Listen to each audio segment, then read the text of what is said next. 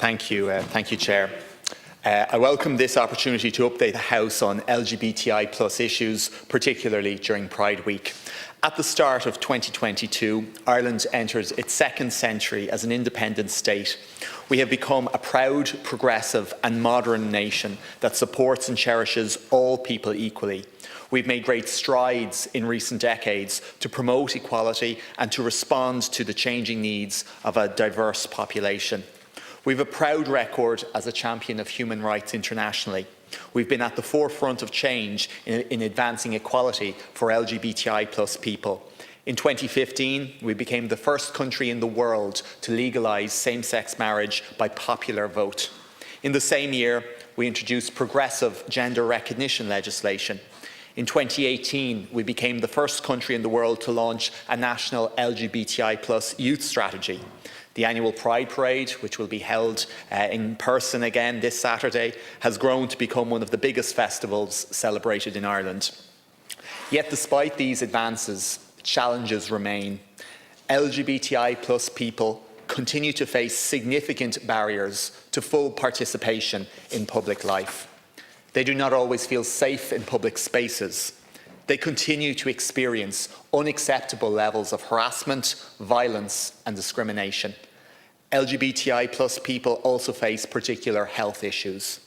We in government and we in society all have more work to do.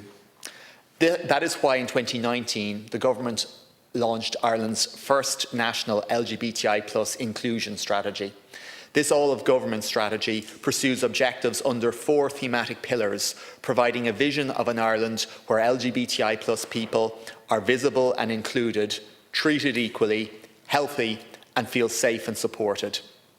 With a view to making progress towards these high-level objectives, 108 actions were agreed, aimed at improving the lives of LGBT+ people within the lifetime of the strategy. The overall aim of the strategy is to target discrimination, promote inclusion and improve quality of life and well-being for all LGBTI+ people. The government is committed to these overarching goals and it is advancing a suite of initiatives within the strategic framework to improve the lives of LGBTI+ people in Ireland. The inclusion strategy dovetails with the LGBTI+ National Youth Strategy, which was launched in 2018 and recently concluded. The youth strategy aims to ensure that all LGBTI+ young people are visible, valued and included. The consultations with young people and their direct involvement in the development of the youth strategy, as well as its implementation, demonstrates the value that Ireland places on having the voice of the child in the development of policy. Reports and research continue to show that coming out as LGBTI+ and growing up as LGBTI+ are still challenging for young people. The youth strategy and policies aims to address these difficulties through the creation of safe, supportive and inclusive environments for LGBTI+ young people and through improving their mental, physical and sexual health and well-being by developing the research and the data so we were able to understand their needs and respond appropriately to them. The key achievements of my department during the lifetime of the youth strategy include the establishment of the LGBTI+ Youth Forum to support the implementation of the strategy. I had the privilege of working with 25 young LGBTI+ people from very diverse backgrounds, and they all actively engaged in the implementation of the strategy throughout its lifetime. And with the support of the forum, my department established the LGBTI+ Youth Leadership Programme, and this enables young LGBTI+ people develop their own leadership skills. And the programme, it was delivered by Oireachtas and it was undertaken in consultation with Belong to great success. And a similar programme bringing in new young LGBTI+ leaders will be offered later on this year. In October 2020, I launched the national Live Out Loud Celebrating LGBTI+ Youth campaign and event, and that culminated in a live-streamed national event from Wexford Opera House as part of last year's Pride Pride celebrations in June 2021.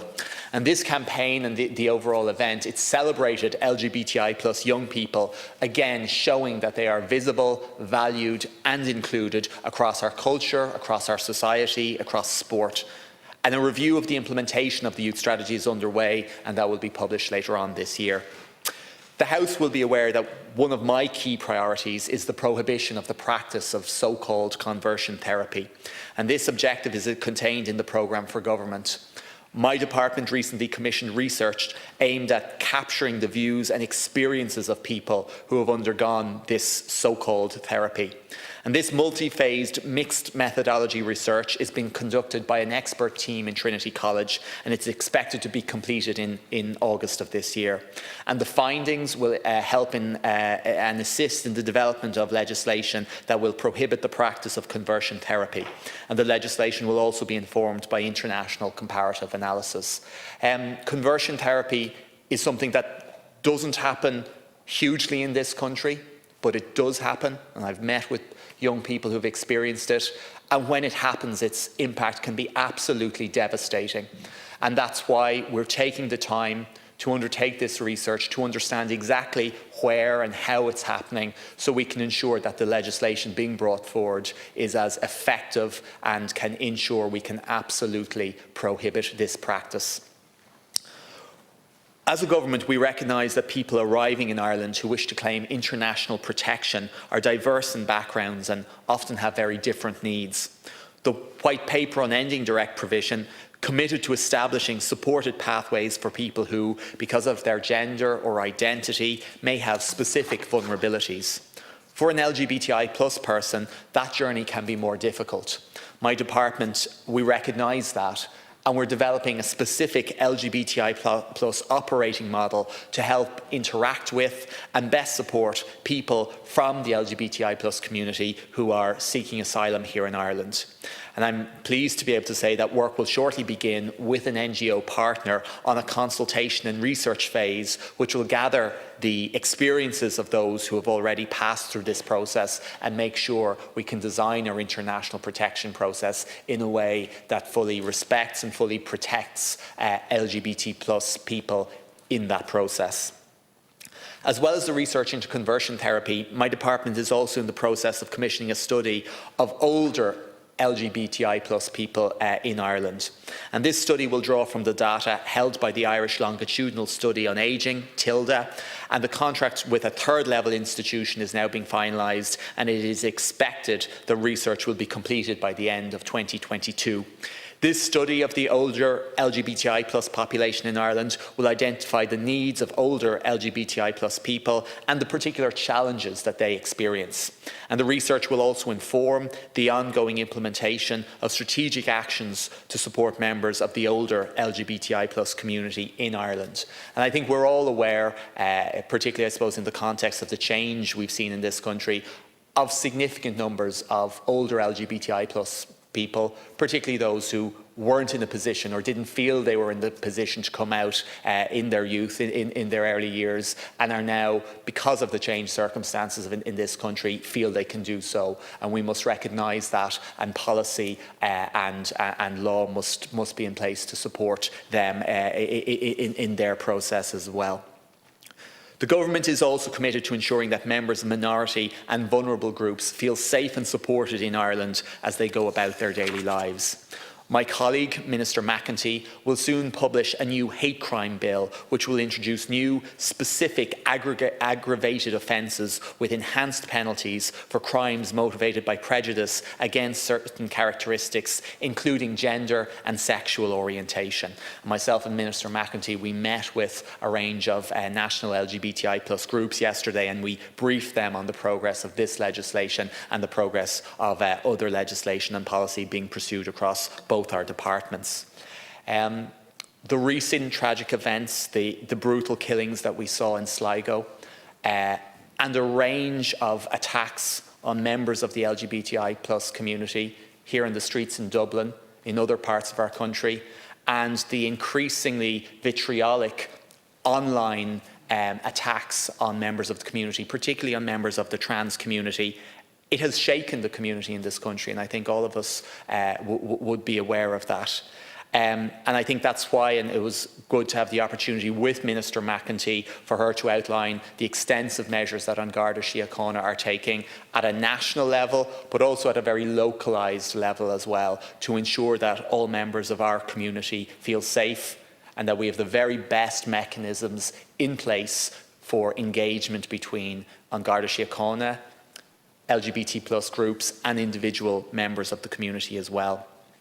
And these Garda initiatives, they include LGBTI+ network dialogue days, a joint promotional video for online hate crime reporting, LGBTI+ representatives involved in Garda diversity officer training and the ongoing human rights training that Garda personnel are receiving. And in addition, all Garda trainees in the Garda College must now complete revised hate crime and diversity and cultural awareness training. And I think that element on the additional training around hate crime and indeed hate-related non-crimes, because there are situations that people experience every day that probably don't fall within the criminal sphere but are nevertheless clearly motivated by hate. And I think the passing of the hate crime legislation, and I know very significant work has undergone on that on PLS, and that's been responded to now at the moment, will mark an important moment for the LGBTI+ community, but for many minority communities in the country, for members of our travelling community, members of black and mixed race communities, members of persons who are disabled, who have experienced hate and now will finally be able to see a clear mechanism whereby An Garda Síochána can prosecute what was done to them, but not just recognise it as a general assault, but clearly recognise it as an assault based on hate and punish it as such through the court system. In reviewing our policies and legislation, it's important that we do not inadvertently create discriminatory circumstances.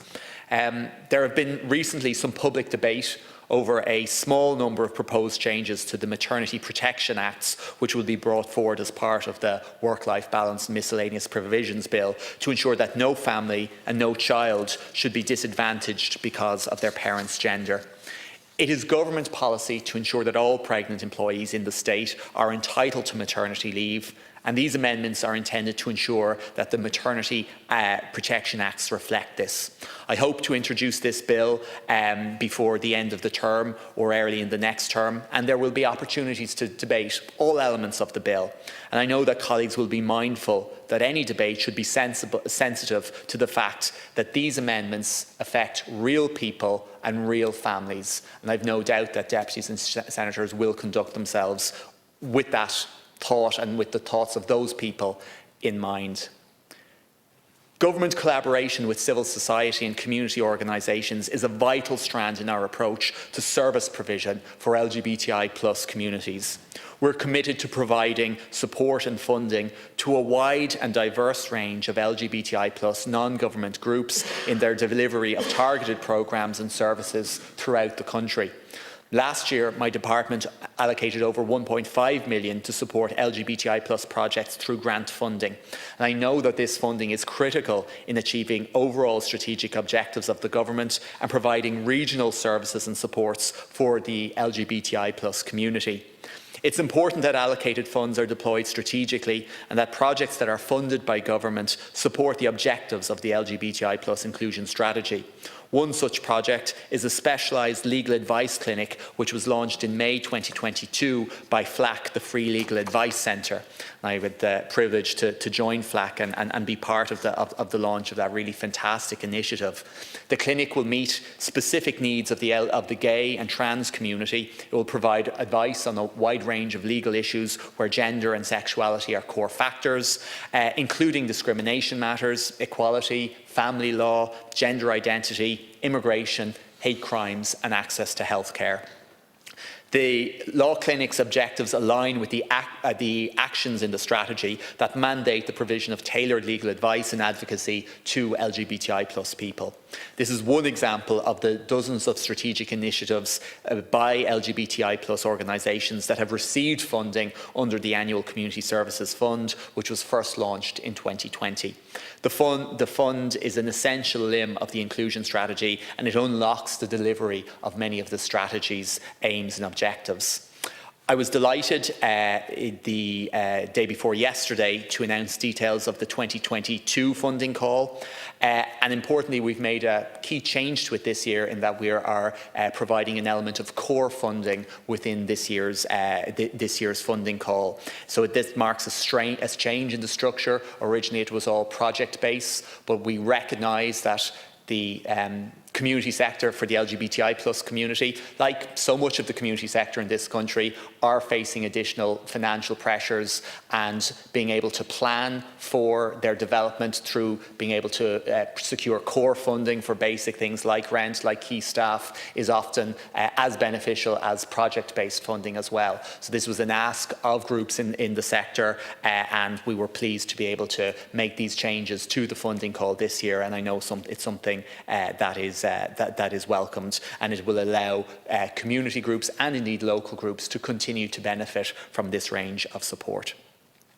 Finally, I'd like to say that I welcome this opportunity this afternoon to engage in this discussion, to hear from members of the opposition and government, but in particular to wish members of this House a very happy Pride Month.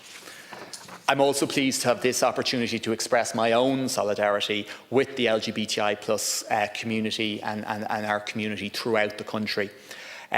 Although this discussion offers us the opportunity to reflect and to celebrate with pride in the success of the LGBTI plus community, we also have to recognise the struggles that many in the LGBTI plus community continue to face, particularly right now those in the trans community who too often hear in public discourse their very existence debated. As a society, Ireland has made huge progress, huge strides over the past decade.